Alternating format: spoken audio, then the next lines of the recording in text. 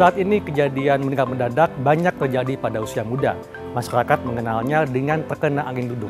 Entah dari mana istilah ini berasal. Apa sebenarnya yang dimaksud dengan angin duduk dan apa bedanya dengan masuk angin? Lantas bagaimana cara mengantisipasi silent killer ini? Saya akan berbincang dengan Dr. Deddy Muswir untuk Anda pemirsa Hidup Sehat Plus.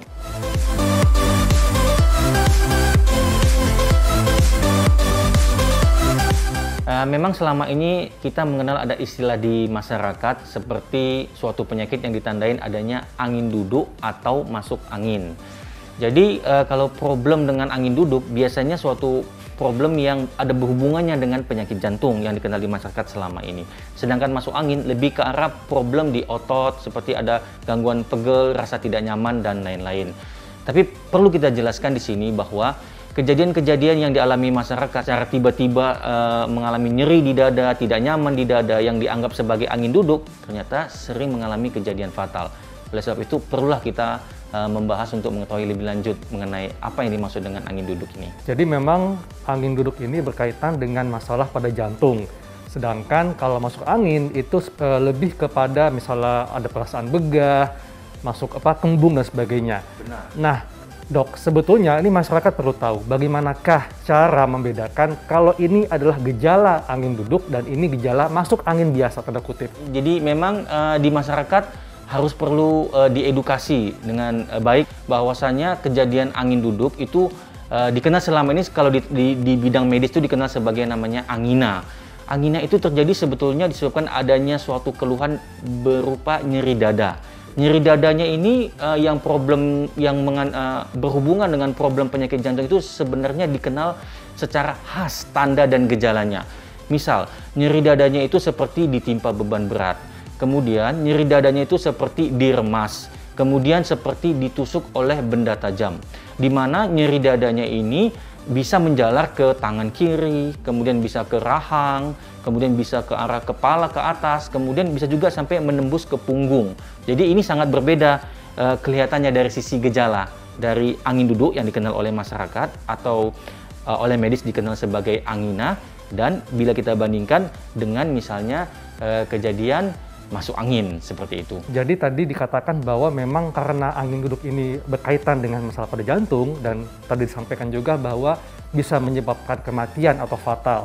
Nah, kenapa dok angin duduk ini bisa menyebabkan kematian atau kefatalan tadi dok? Jadi kejadian fatal karena penyakit yang dikenal oleh masyarakat sebagai angin duduk ini sebenarnya terjadi karena ada gangguan keseimbangan di sistem oksigenasi. Oksigenasi itu adalah seperti pemberian oksigen di dalam jantung. Jadi jantung itu untuk bekerja dengan baik memerlukan oksigenasi yang cukup.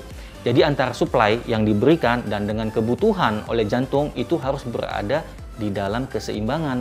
Nah, jadi keseimbangan ini yang perlu dijaga.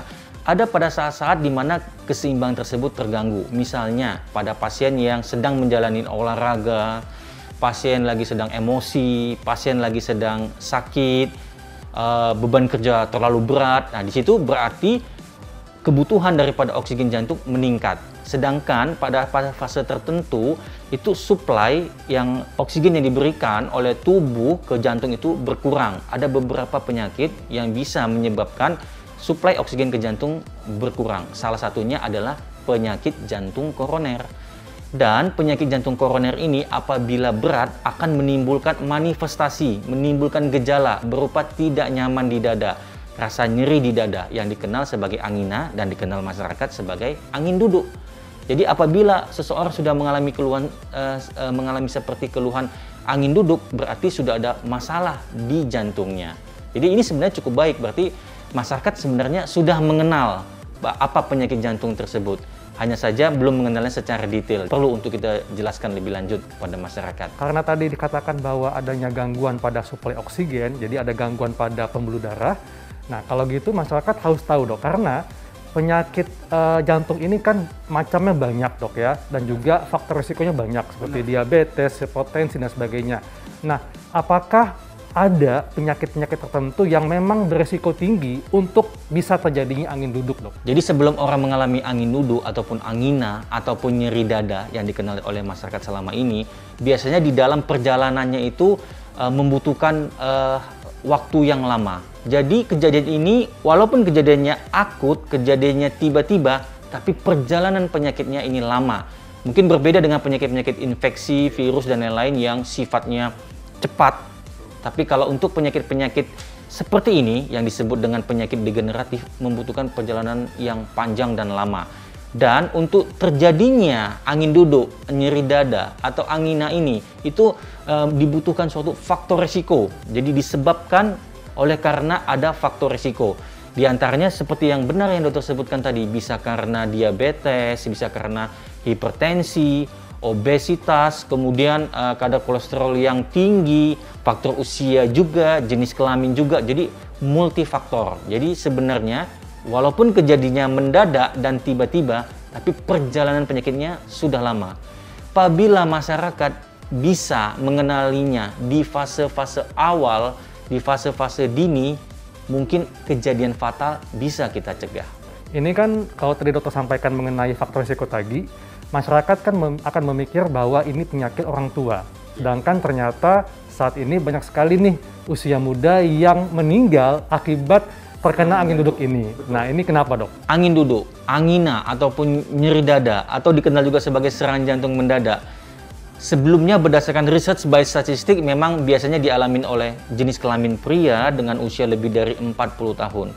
Namun dengan adanya perubahan pola hidup, exercise yang berkurang, kemudian pola makan yang kurang baik, tingkat stresor psikososial yang sangat tinggi, tentu juga, Dok, ya? Iya, benar sekali. Itu menyebabkan usia kesininya semakin muda untuk mengalami penyakit angin duduk ini, yang dikenal masyarakat sebagai angin duduk ini.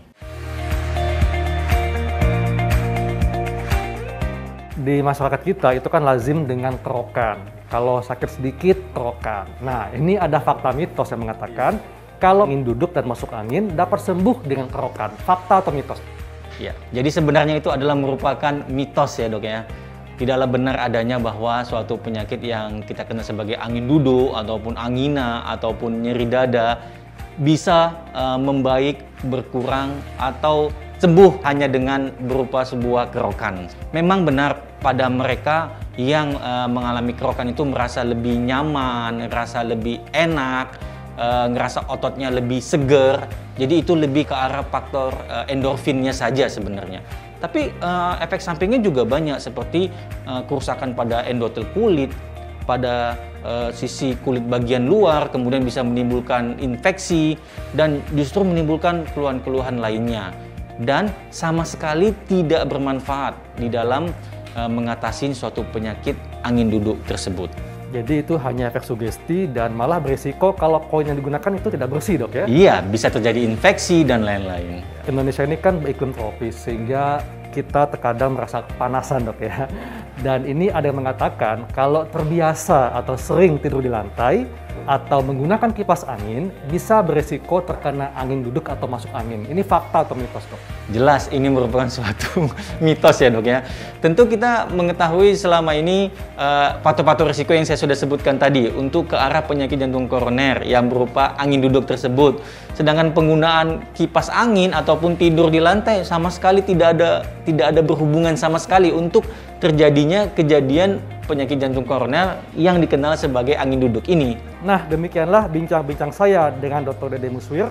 Saya Dr. Hekam Sari dan Dr. Dede Muswir, spesialis penyakit dalam konsultan kardiovaskuler untuk hidup sehat plus.